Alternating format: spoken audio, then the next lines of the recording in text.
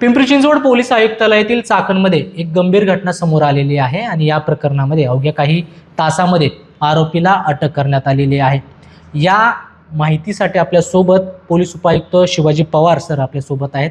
Sir, Chakan police ठाण्याच्या हद्दीमध्ये एक 26 ते 27 वर्षीय महिलेवर बलात्कार करण्यात आला।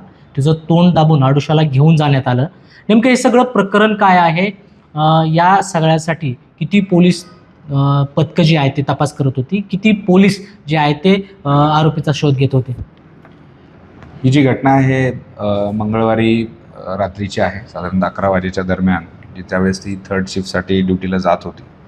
तर त्या दरम्यान पिकअप पॉईंटपर्यंत पोहोचेपर्यंत तर हा जो आरोपी आहे तिचा पाठलाग करत होता बाई, आणि एका कमर्शियल कॉम्प्लेक्सच्या बाजूला त्याने तिचा तोंड दाबलं आणि तिला बाजूला घेऊन गेला आणि त्या ठिकाणी तिच्यावरती त्यांनी सेक्शुअल असॉल्ट केला।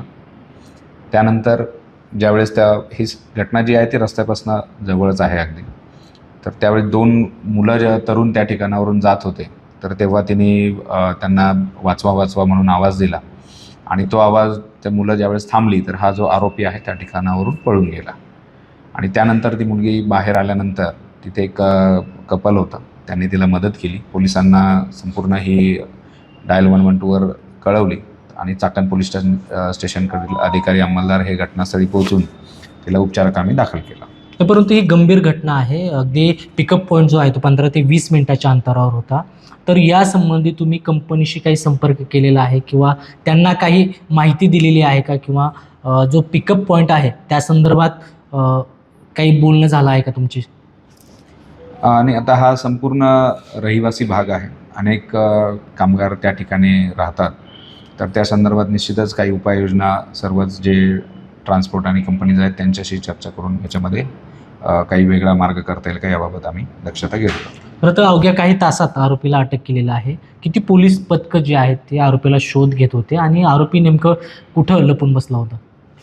तर ही जी घटना आहे अतिशय गंभीर आणि दुर्दैवी आहे। तर या घटनेची माहिती मिळताच माननीय पोलीस आयुक्त श्री विनय कुमार चौबे सर यांनी संपूर्ण क्राईम ब्रांचचे जवळजवळ 7 ते 7 पथकं पूर्ण या घटनेच्या तपासामध्ये नेमले होते। त्यानंतर आमच्या चाकण पोलीस स्टेशनचे 3 पथकं आणि म्हाळुंगे MIDC पोलीस स्टेशन असे संपूर्ण मिळून जवळजवळ 10 ते पथकं या ठिकाणी काम करत होते।